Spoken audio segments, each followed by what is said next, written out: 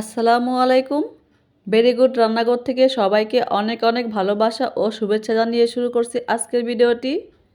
আজকে একটি সকাল বিকালে নাস্তা তৈরি করে দেখাবো। এই নাস্তা বানাতে লাগবে 2টি আলু আর 1 কাপ আটা। 1 কাপ আটা 2টি আলু দিয়ে কিন্তু আপনারা মোটামুটি 4-5 জনের জন্য নাস্তা বানাতে পারবেন, কিংবা বাচ্চাদের টিফিনেও কিন্তু আপনারা নাস্তাটি বানিয়ে দিতে পারেন। নাস্তার রেসিপিটি যদি ভালো লাগে তাহলে ভিডিওতে কিন্তু অবশ্যই একটা লাইক দিবেন। আর আমার চ্যানেলে নতুন দর্শক হলে আমার চ্যানেলটি সাবস্ক্রাইব করে আমার চ্যানেলের পাশেই থাকবেন। এই নাস্তাটি কিভাবে তৈরি করি, কি কি উপকরণ ব্যবহার করি, চলুন একে একে সবগুলো দেখে নেই। এইখানে 1 কাপ আটা নিয়েছি। আটার ভিতর পরিমাণ মতো লবণ দিয়ে দেব। এখন নর্মাল তাপমাত্রা পানি দিয়ে ঘন করে একটা ব্যাটার তৈরি করে নেব। অল্প অল্প পানি দিয়ে কিন্তু ব্যাটারটা তৈরি করে নিতে হবে। ঘন করে কিন্তু আমার একটা ব্যাটার তৈরি করে নেওয়া হয়ে গেছে। নাস্তার পুর বানানোর জন্য প্যানে তেল গরম করে নিয়েছি। এখন পেঁয়াজ কুচি আর কাঁচামরিচ দিয়ে দেব। এগুলো একটু হালকা করে ভেজে নেব। পেঁয়াজটা কিন্তু আমি লাল লাল করে ভাজবো না। এখন দিয়ে দেব পরিমাণ মতো লবণ। গুঁড়ো মশলা দেওয়ার সময় কিন্তু চুলার আঁচ একদম লোতে রাখবো। এখন দিয়ে দেব হলুদের গুঁড়া, মরিচের গুঁড়া,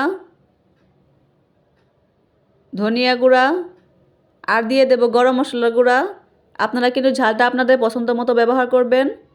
এইখানে কিন্তু আমি কোনো প্রকার পানি ব্যবহার করব না। তেলের সাথে মশলাগুলো একটু হালকা ভেজে নেব। খুব বেশি ভাজলে কিন্তু মশলাগুলো পুড়ে যাবে। হালকা করে কিন্তু ভেজে নেব। 2টি মাঝারি সাইজের আলু সেদ্ধ করে ম্যাশ করে নিয়েছি। এই আলুগুলো দিয়ে দেব। মশলার সাথে এখন আলুগুলো মিশিয়ে নেব। এই আলুগুলো মেশাতে মেশাতে কিন্তু 4-5 মিনিটের মতো ভাজলেই হবে। এর চেয়ে বেশি ভাজার কিন্তু প্রয়োজন নাই। এখন চুলার আঁচ মিডিয়ামে রেখে কিন্তু আমি নাস্তার পুরটা রেডি করে নেব। এখন দিয়ে দেব ধনিয়া পাতা কুচি। ধনিয়া পাতা কুচিটা ভালোভাবে মিশিয়ে নেব। ধনিয়া পাতা দেওয়ার কারণে কিন্তু নাস্তার টেস্টটা অনেকটাই ভালো আসবে। এখন আর 2 মিনিটের মতো ভেজে কিন্তু আমি নামিয়ে নেব। নামিয়ে কিন্তু পুরটা ঠান্ডা করে নেব। ঠান্ডা করে কিন্তু নাস্তাটা তৈরি করে নেব। চুলায় একটি ফ্রাই প্যান গরম করে নিয়েছি। যে ব্যাটার তৈরি করে রেখেছিলাম 2 চামচ ব্যাটার প্যানে দিয়ে দেব। ঘুরিয়ে ঘুরিয়ে ছোটো একটা রুটির মতো বানিয়ে নেব। আপনারা কিন্তু আপনাদের পছন্দ অনুযায়ী কিন্তু রুটিটা বানিয়ে নিতে পারবেন। ছোটো চাইলে ছোটো, কিংবা বড় চাইলে বড় বানিয়ে নিতে পারবেন। আমি কিন্তু মিডিয়াম সাইজ করে বানিয়ে নিচ্ছি। কয়েক সেকেন্ড অপেক্ষা করব। কয়েক সেকেন্ড পরে কিন্তু আমি এখন উল্টিয়ে দেব। অপর পাশে কিন্তু কয়েক সেকেন্ড ভেজে নামিয়ে নেব। আমার কিন্তু রুটিটা তৈরি করে নেওয়া হয়ে গেছে। সেমভাবে কিন্তু আরেকটা রুটি বানিয়ে নেব। 2 চামচ ব্যাটার প্যানে দিয়ে দেব। ঘুরিয়ে ঘুরিয়ে কিন্তু ছোটো একটা রুটি বানিয়ে নেব। এইভাবে কিন্তু সবগুলো নাস্তার রুটি বানিয়ে নেব। সবগুলো নাস্তার রুটি কিন্তু বানিয়ে নিয়েছি। একটা রুটি একটা পিঁড়ির উপর নিয়ে নিয়েছি। এখন টমেটো সস রুটির উপর দিয়ে দেব। রুটির চারপাশ দিয়ে সসটা ভালোভাবে লাগিয়ে নেব। এই সসটা দেওয়ার কারণে কিন্তু নাস্তার টেস্টটা অনেকটাই ভালো আসবে। এই কারণে কিন্তু খেতেও ভালো লাগবে। আলু যে পুরটা বানিয়েছিলাম সেই পুরটা রুটির এক সাইডে দিয়ে দেব। এখন হাত দিয়ে একটু সমান সমান করে নেব। আপনারা আপনাদের পছন্দ অনুযায়ী কিন্তু পুরটা ব্যবহার করবেন। এখন আঙুল দিয়ে কিন্তু পুরটা এমন সমান সমান করে নেব যাতে ভাজার সময় কিন্তু পুরটা বেরিয়ে না যায়। এরপর কিন্তু এক পাশ দিয়ে রুটি ভাজ দিয়ে নেব। হালকা করে চাপ দিয়ে কিন্তু লাগিয়ে নেব। এইভাবে সবগুলো তৈরি করে নেব। প্যানে তেল গরম করে নিয়েছি। খুব বেশি তেলে কিন্তু নাস্তাগুলো ভাজার প্রয়োজন নাই।